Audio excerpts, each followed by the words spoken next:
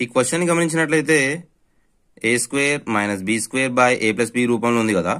So a² - b² by a + b రూపంలో ఉంది కదా. సో దీన్ని ఈ విధంగా రాసుకున్నట్లయితే a + b into a - b గా రాసుకున్నట్లయితే 0.09 ప్లస్ 0.03 ఇంటూ 0.09 మైనస్ 0.03 గా రాసుకోవచ్చు బై 0.09 ప్లస్ 0.03 గా రాసుకోవచ్చు. అంటే ఇక్కడ 0.09 ఇది క్యాన్సిల్ అవుతాయి. అప్పుడు మిగిలేది ఏముంటది 0.09 మైనస్ 0.03 ఉంటది. ఈ 9 లకి 3 ఇస్తే 6 0.0 0కి 0 9 లకి 3 ఇస్తే ఎంత 6. This is the answer.